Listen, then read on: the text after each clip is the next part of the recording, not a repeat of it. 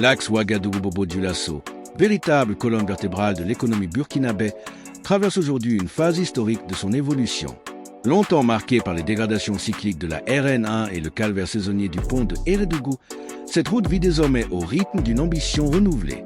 Le débat qui nous réunit ce soir s'articule autour d'un tournant majeur, le lancement, en décembre 2025, de la construction de la toute première autoroute du pays.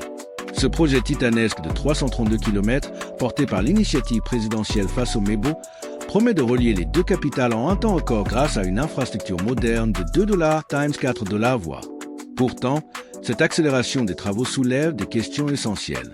Entre la mobilisation sans précédent des ressources propres de l'État, avec plus de 200 milliards de francs CFA prévus au budget 2026, et les défis logistiques d'un chantier qui tourne 24h24, les opinions divergent. S'agit-il d'un saut qualitatif vers la souveraineté économique ou d'un pari audacieux face aux réalités sécuritaires et budgétaires? Ce soir, nous décryptons l'avancement des chantiers, les enjeux de durabilité et l'impact réel pour les usagers qui attendent, enfin, de circuler sans entrave. Surtout abonne-toi et clique sur la cloche de notification pour ne rien rater de l'actualité burkinabé. Bonsoir et bienvenue sur Terre d'Info. Ce soir, nous avons une enquête exclusive. Oui, des révélations majeures qui vont secouer le continent. Restez avec nous pour ne rien manquer. Je veux donner un signal que nous devons compter premièrement sur nous-mêmes. Et le Premier ministre est revenu encore là-dessus quand il a fait sa prestation à l'Assemblée législative de la transition. Malheureusement, nous avons été formatés et conditionnés non seulement à voir petit, mais à ne pas croire en nous. Et moi, je crois qu'en 2 ans, si nous gardons déjà ces rythmes-là, ce projet doit être plus ou moins terminé. Bon, maintenant, c'est préférable de ne pas faire du pronostic. Ça, c'est mon point de vue. 2 ans, c'est vrai. 2 ans, c'est mon point de vue par rapport déjà à la façon dont les travaux ont été engagés. Et c'est pour donner à peu près les rythmes de ce que tous les autres projets qui vont être lancés au Burkina doivent avoir.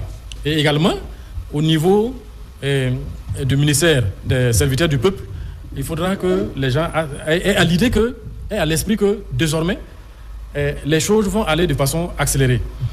Bon, du reste, moi je pense que ceux qui sont en train de polémiquer là-dessus, c'est normal, chacun a ses raisons. Mais le plus important, c'est que le Burkinabé croit en leurs autorités et que nous nous mettions tous au travail.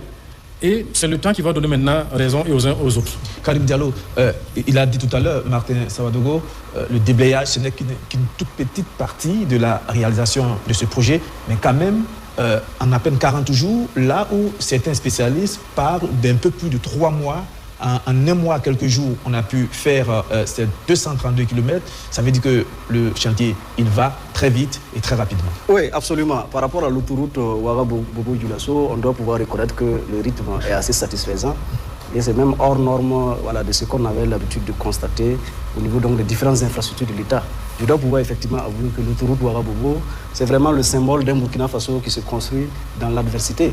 Voilà, c'est notre patrimoine commun et c'est le peuple burkinabé lui-même qui est le maître d'œuvre. Et vraiment, on est très satisfait du rythme auquel les travaux donc, ont commencé. On espère que pour les autres phases, pour les autres tâches à venir, le même rythme sera donc observé, mais surtout avec l'accompagnement et l'appui des populations communautaires qui sont donc riveraines et qui jouent surtout l'emprise donc, de l'autoroute. Je pense que c'est vraiment une phase pilote et en fonction des résultats qu'on va engranger dans le cadre de cette autoroute, on va maintenant dupliquer ça sur les autres chantiers de l'État. Parce que c'est vraiment exceptionnel et effectivement, lorsque vous êtes en sous-développement, vous êtes obligé d'aller plus rapidement pour pouvoir absorber le retard et permettre d'être à un niveau réellement satisfaisant. Voilà. Il faut seulement espérer que dans le cadre de la réalisation de cette autoroute, les populations riveraines seront donc étroitement associées donc à l'ouvrage pour permettre donc de faire des travaux à haute intensité de main-d'œuvre, ce qui va aussi générer des recettes et des ressources supplémentaires pour eux. Parce que comme vous le savez, nous sommes dans un pays où la plupart des jeunes sont au chômage, bon enfin je veux dire n'ont pas du travail et donc il faut travailler à ce que cette autoroute soit en même temps un tremplin où on offre de l'emploi aux jeunes.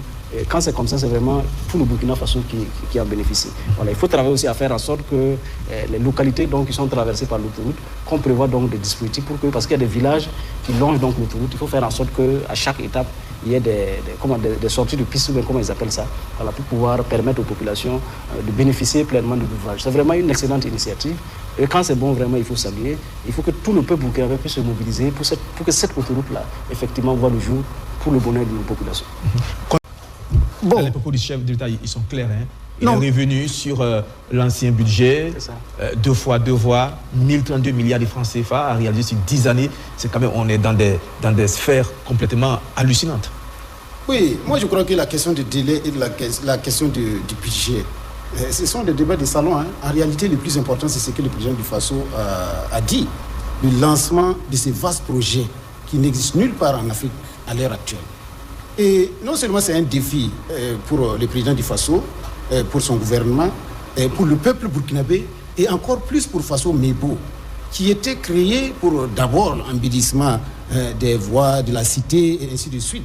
Aujourd'hui, FASO Mebo est transformé en agence.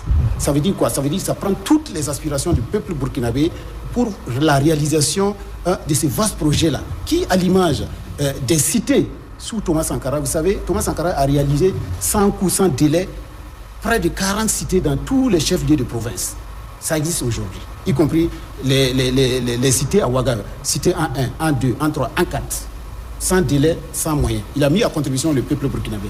Aujourd'hui, le peuple burkinabé est appelé, est mis à contribution pour la réalisation de ces vastes projets de l'autoroute Ouaga-Bobo-Dioulasso, parce qu'on a dit que le développement passe forcément par le développement de la route. Là, on voit les images de ce que ça va donner. Quand on dit 2 fois 4 voies, il faut être précis, c'est 4 voies de chaque côté. Exactement. 4 voies, on le voit, c'est-à-dire 4 voies de chaque côté, c'est-à-dire que c'est un projet assez gigantesque. Effectivement. Ce projet-là existe depuis 1960, pour ceux qui lisent un peu l'histoire du Burkina Faso et de son désenclavement. Parce qu'au début, le Burkina Faso ou la Haute-Volta est vu comme un peuple qui ne pouvait pas se développer au regard de son enclavement, pas de débouchés maritimes. Mais aujourd'hui, nos autorités sont conscientes qu'à partir de nos forces endogènes, nous pouvons mettre le peuple à contribution pour développer effectivement, mettre ces infrastructures-là en place. Parce que c'est la route nationale numéro 1. Qui part de Ouaga-Bobo. À partir de Ouaga-Bobo, on va effectivement prolonger cette autoroute-là qui était prévue depuis fort longtemps, comme je le disais tantôt, à Niangologo. Merci de nous avoir suivis jusqu'au bout. Si cette information vous a marqué, n'hésitez pas à liker et commenter. Et surtout... Au-delà du bitume, la vision. Au terme de nos échanges, une certitude s'impose. La mutation de l'axe Ouagadou-Bobo-Dioulasso n'est pas qu'une simple question de bitume et de gravillon. C'est le thermomètre de l'ambition nationale du Burkina Faso en 2026.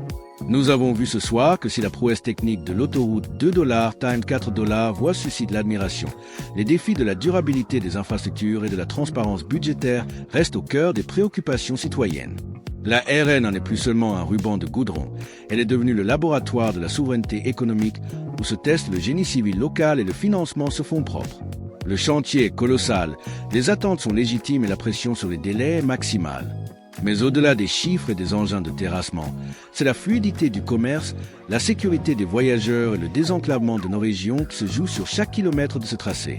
Merci à nos invités pour la clarté de leurs analyses et à vous, chers téléspectateurs, pour votre fidélité.